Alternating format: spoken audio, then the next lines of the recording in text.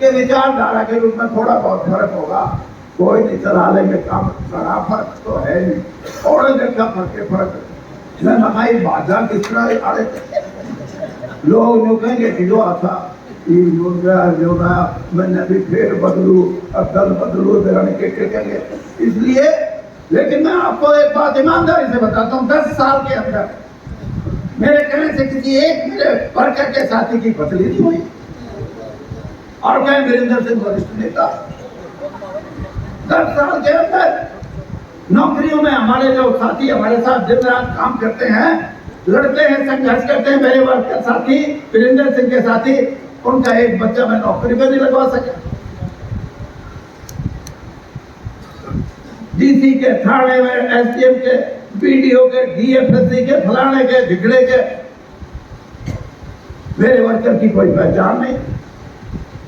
Bharatiya Janata party का worker, Virendra Singh का worker, लेकिन उसकी कोई पहचान नहीं। कोई एक आधे अफसर का मैं पूछता भी,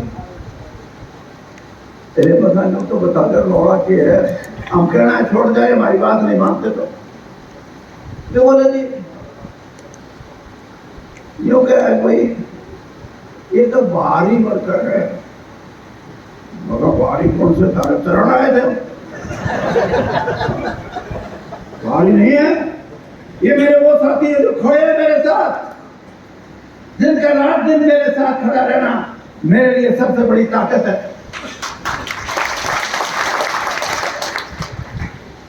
और मैं इन बातों से तंग आ चुका हूं। और जहां तक मैंने कहा कि मुझे लगता है कि जो आजादी मिली है, इस आजादी को मिलने के लिए और 75-76 साल में हमारे से चली जाए, खुश जाए, खा के ले जाए, तो आज का हिंदुस्तानी क्या करेगा। बात बड़ी बड़ी करते, अर्थव्यवस्था समझते हो ना, अर्थव्यवस्था का मतलब रुपए पैसे के हिसाब से भारतीय जनता पार्टी की सरकार बोलती है कि हम अगले साल 1.5 साल में दुनिया की 5वीं बड़ी अर्थव्यवस्था, यानी हमारे तो ऊपर 4 देश रह जाएंगे रुपये पैसे के हिसाब से। एक मिनट, हम 5वें नंबर पे आ गए और 2 साल में 2027 कहते हैं दुनिया की 3री बड़ी अर्थव्यवस्था बनेगी। बन सकती है, बनेगी भी, लेकिन मैं पूछना चाहता हूं कि इस 3री बड़ी व्यवस्था में जहां रुपए पैसे की कोई कमी नहीं रहेगी देश में, मेरे वर्ग को क्या मिलेगा।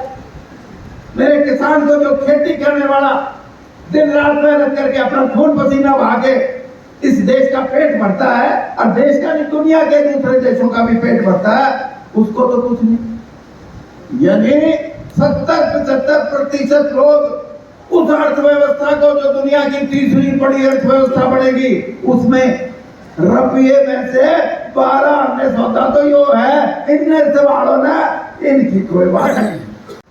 फीस कटवा देंगे, फलाना कर देंगे, बढ़ नहीं देंगे दिल्ली में। और मैं भी कई बार किसानों से कहता हूँ, मगर तुम कहो तो लड़ाई लड़ रहे हैं, हम राजनीतिक लड़ाई नहीं लड़ रहे, मगर बिना राजनीति है नहीं कुछ। जब रुपये में 12 से कम हो, गरीब और कमेरा किसान इकट्ठे हो, जो हमारी लोड़ ही नहीं। ये जो बड़े फिरे चौधरी कि हम 2047 तक का राज, देखो जीण का किसी का 47 तक का है नहीं, तो ये कह रहे हैं। हाँ, लेकिन कौन है ये? वो कह रहे हैं जिन्होंने धर्म के नाम पे, जात पात का जहर फैलाने के नाम पे राज पे कब्जा तो कर दिया, लेकिन उस कब्जे को परमानेंट करना चाहते हैं कि स्थायी रूप से बाहर कब्जा रहे, कोई दूसरा नहीं हो। तो अंदाजा लगाओ, जिनके ये इरादे होंगे वो गरीब की बात सुनने को तैयार होंगे? नहीं। आज गरीब के मन में भी ये सवाल उठ रहा है। ये जो मेरे शेड्यूल कास्ट के भाई हैं,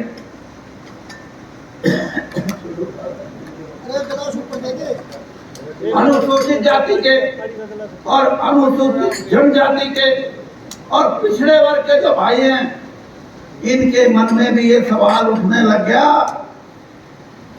कि ये सहज हमारी जो हमने मिल जाए नौकरी नाकरी एक आधी, इसने भी खोसण की तैयारी है। और भाई बड़े से बड़े नेता ये कहने लगे 400 पार का मतलब है कि संविधान में बदलाव करेंगे। क्या बदलाव करेंगे? कि इस देश का ठेका हमारा है।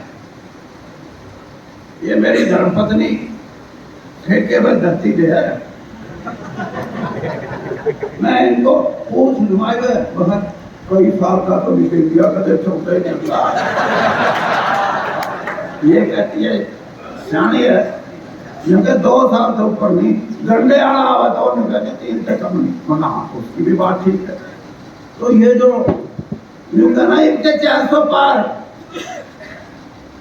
400 पार का मतलब है इस देश की प्रजातांत्रिक व्यवस्था, इस देश के संवैधानिक व्यवस्था, इस देश के लोगों को अपने बोलने का, अपनी मांगों को प्रकट करने का अधिकार, चाहे किसान वर्ग है चाहे गरीब हमारे भाई हैं, उनके मन में शंका पैदा हो रही है।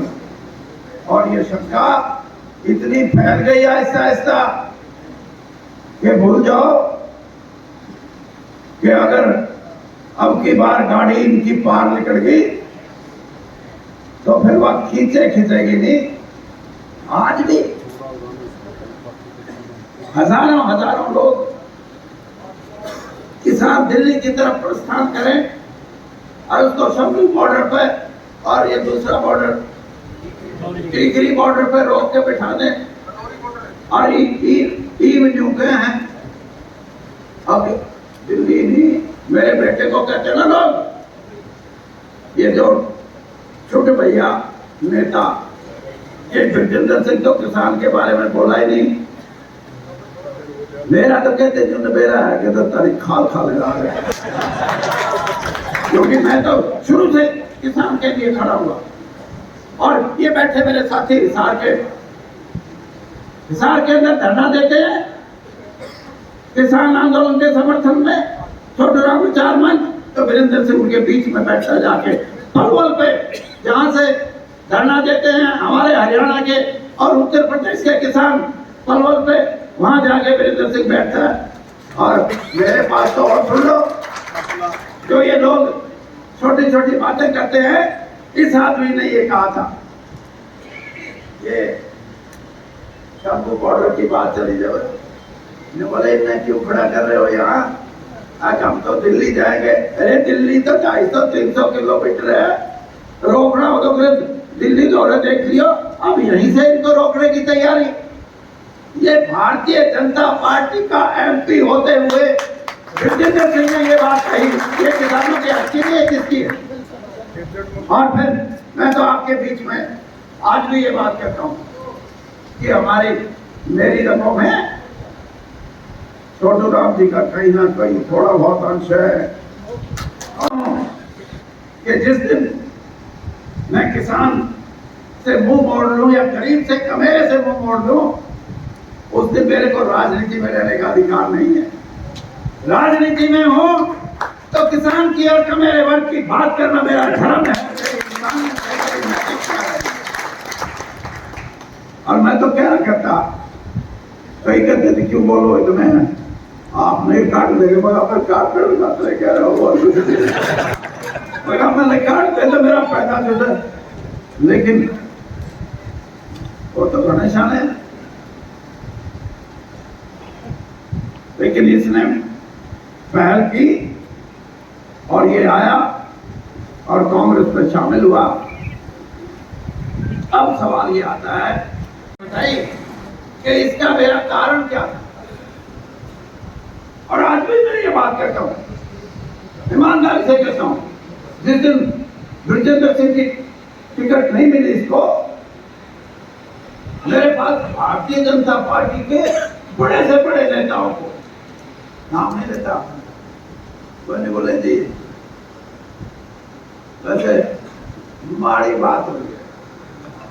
मैं बता भाई तब मैं के माड़ी हुई अच्छी हुई हो। हाँ, मैंने कहा इस आदमी ने तो इससे भी माड़ी माड़ी देख दी।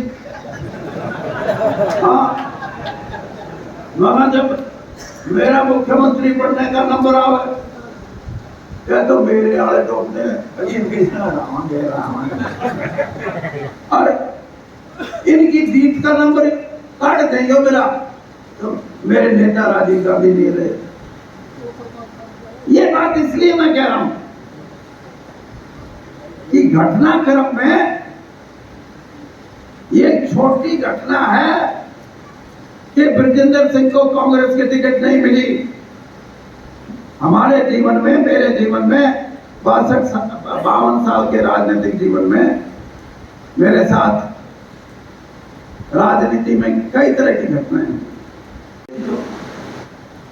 मैं इन्हें कहता, मैं वहां ये बीजेपी वाले का आग्रह, हमारे लिए तो कार्यकर्ता सबसे जरूरी है, नेता भी कार्य करता है। मजा बड़ा भाई 52 साल हो गए थे जाते नेता नहीं बना। यो भी कारण हो गया छोटो बेटा जड़े लोग हमारे साथ चल रहे और लाइन की लाइन चले, मैंने तो करके दिखा दिया, ना झंडा ना डंडा, और जीत की मीटिंग में करके दिखा दिया कि ये है लोग जो हमारे साथ चलने वाले। और आपको भी मैं ये कहता हूं, ये मेरा भाषण का आखिरी अंश है, सुन लो कि ये आप फैसला करोगे और मैं फैसला करूंगा, और वो फैसले न्यारे न्यारे हुए तो भाई ईद में बता दियो 52 साल बहुत बड़ा घर बैठेंगे जाके, मेरा बेटा जो संघर्ष करेगा कर लेगा। लेकिन मेरे को यह कहते हो कि ब्रजेंद्र सिंह दोबारा से अपनी बेल्ट को बांध के तगड़ा हो जाए।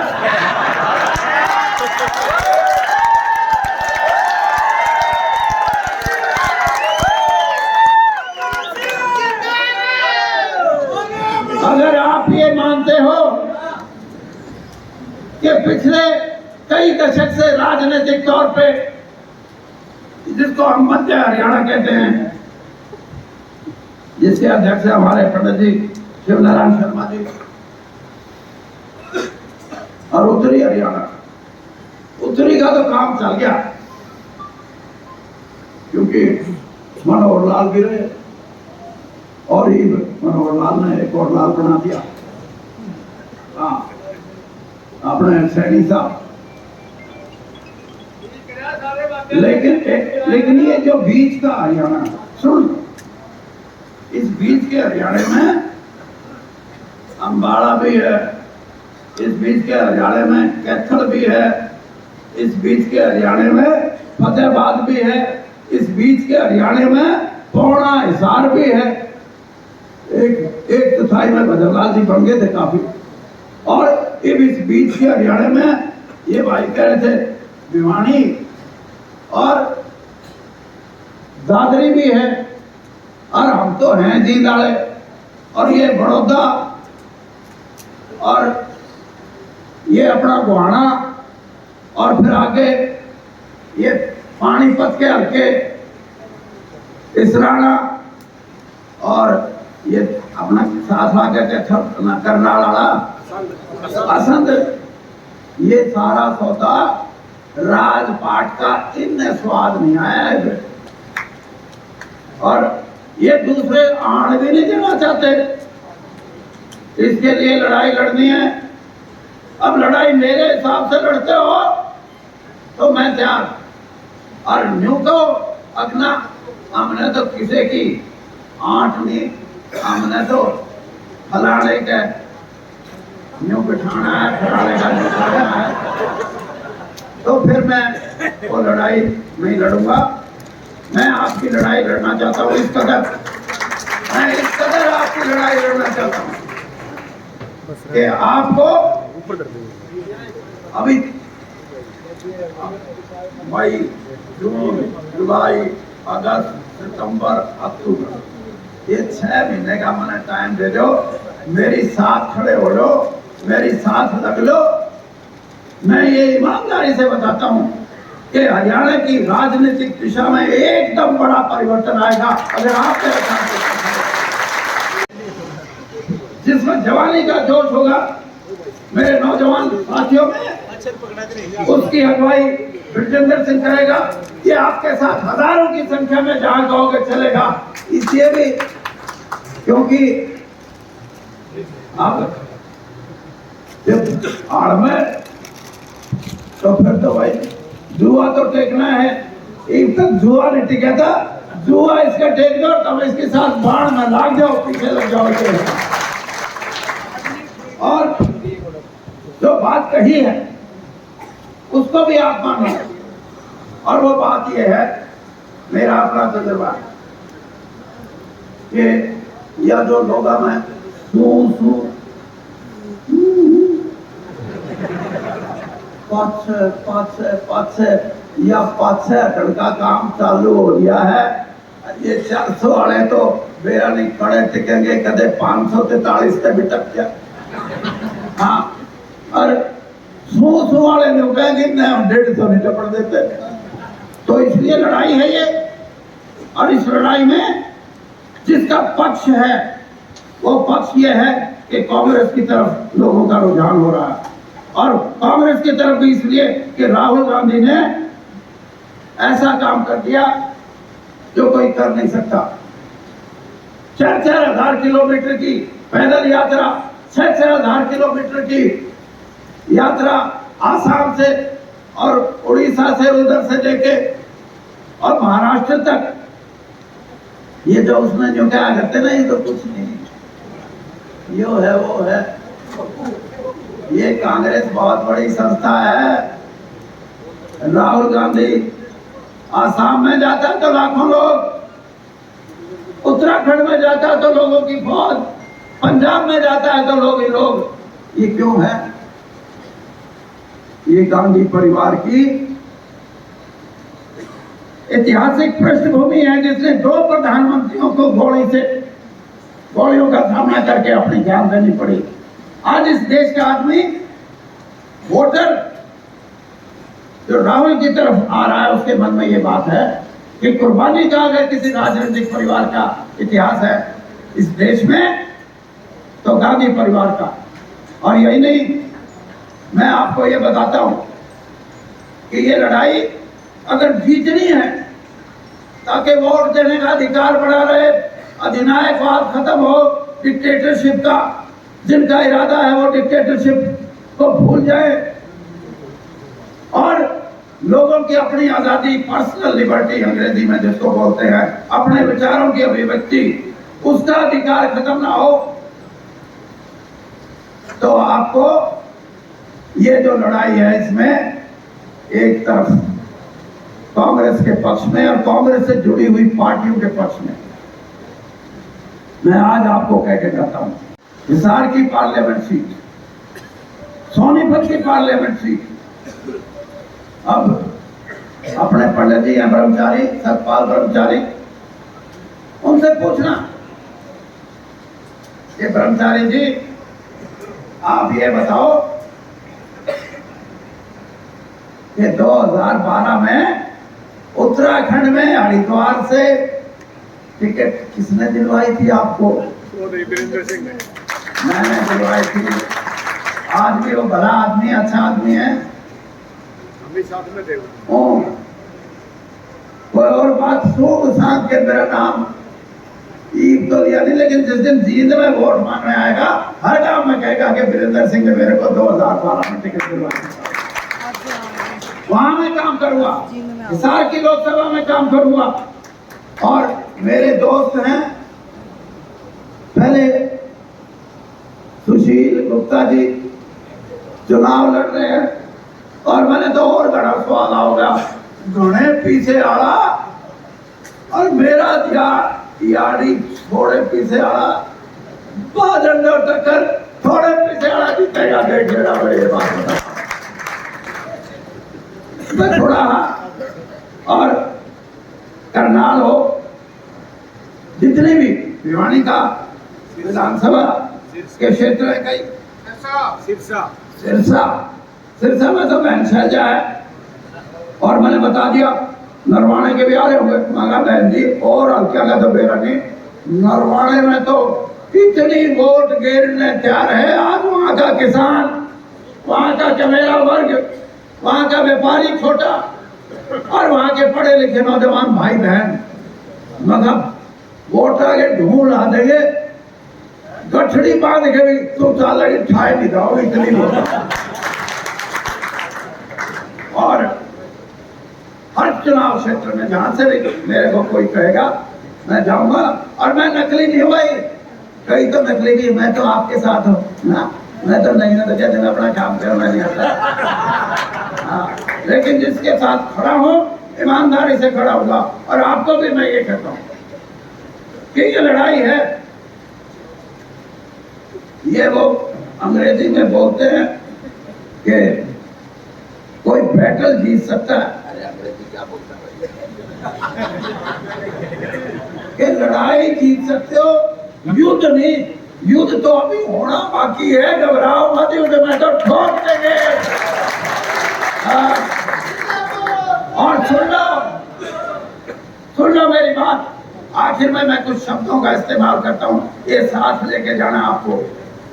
मैं आज आपसे ये कहना चाहता हूँ कि जिन लोगों ने इस देश के किसान के लिए, इस प्रदेश के विकास के लिए अपना जीवन लगा दिया, उनकी विरासत को बचाने की लड़ाई हम सब मिलकर लड़ेंगे। कांग्रेस को सब साथ लेकर इस लड़ाई में शक्ति देने का काम करेंगे। सुन लो बात, मेरे को 6 महीने ये कांग्रेस पार्टी आके दे, आज भाई वीरेंद्र सिंह वर्कर जोड़ दे, मैं वर्कर तो हम जुड़ा है, मैं लोगाना भी जोड़ दूं और इसे जोड़ दूं कि और ठोकर का काम लोग ही करते, तब मैं जरूरत नहीं जुड़ा। तो इसलिए आपका जुड़ाव और आपका आगे लोगों का जुड़ाव, इसके लिए हमारे को बढ़ना है। और भाई इसके साथ साथ ये भी बात याद रखना कि ब्रजेंद्र सिंह को टिकट एक एमपी की मिले ना मिले, लेकिन मेरे जो 20-25 साथी जो राजनीतिक तौर पे और उनसे ताकतवर होंगे, तो उनकी टिकट के लिए वीरेंद्र सिंह संघर्ष करेगा। 100 बार हमारे को कुर्बानियां देनी पड़े, हम अपने साथियों के साथ एक राजनीतिक लड़ाई लड़ेंगे और इस देश के अंदर, इस प्रदेश के अंदर कांग्रेस को एक मजबूत कांग्रेस के रूप में देखेंगे। इसके साथ साथ मैं ये भी कहना चाहता हूं आपको कि आखिरी मेरे शब्द है, याद रखना कि इस चुनाव में आपका वोट तो रोड रोलर की तरह चलेगा, रोड और चलेगा जो आपके लिए चंडीगढ़ का रास्ता साफ करेगा। ये आगे आगे आपका वोट का रोड रोलर और पीछे पीछे चंडीगढ़ की बड़ी हुई, नई बड़ी हुई और नए युग की हरियाणा की एक ऐसे राजनीतिक परिदर्शन आप देखोगे जिससे लगेगा कि अब एक हरियाणा एक ऐसी दिशा में जा रहा है जैसे कभी पहले था नहीं। और मैं आपको ये कहता हूं कि हम कांग्रेस पार्टी के लिए, श्रीमती सोनिया गांधी के लिए और राहुल गांधी के लिए एक मजबूत रास्ते का निर्माण करेंगे और उस रास्ते में जो रोड़े होंगे उन्हें अपने वोट की ताकत से आप खत्म करना है, आपको खत्म करना है। मैं आज आपसे ये कहना चाहता हूं कि जिन लोगों ने इस देश के किसान के लिए, इस प्रदेश के विकास के लिए अपना जीवन लगा दिया, उनकी विरासत को बचाने की लड़ाई हम सब मिलकर लड़ेंगे। कांग्रेस को सब साथ लेकर इस लड़ाई में शक्ति देने का काम करेंगे। सुन लो बात, मेरे को 6 महीने ये कांग्रेस पार्टी आके दे, अरे भाई वीरेंद्र सिंह वर्कर जोड़ दे।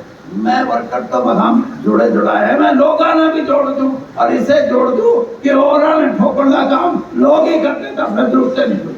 तो इसलिए आपका जुड़ाव और आपका आगे लोगों का जुड़ाव, इसके लिए हमारे को बढ़ना है। और भाई इसके साथ साथ ये भी बात याद रखना कि ब्रजेंद्र सिंह को टिकट एक एमपी की मिले ना मिले, लेकिन मेरे जो 20-25 साथी जो राजनीतिक तौर पे और उनसे ताकतवर होंगे तो उनकी टिकट के लिए वीरेंद्र सिंह संघर्ष करेगा। चाहे 100 बार हमारे को कुर्बानियां देनी पड़े, हम अपने साथियों के साथ एक राजनीतिक लड़ाई लड़ेंगे और इस देश के अंदर, इस प्रदेश के अंदर कांग्रेस को एक मजबूत कांग्रेस के रूप में देखेंगे। इसके साथ साथ मैं ये भी कहना चाहता हूं आपको कि आखिरी मेरे शब्द है, याद रखना कि इस चुनाव में आपका वोट तो रोड रोलर की तरह चलेगा, रोड और चलेगा जो आपके लिए चंडीगढ़ का रास्ता साफ करेगा।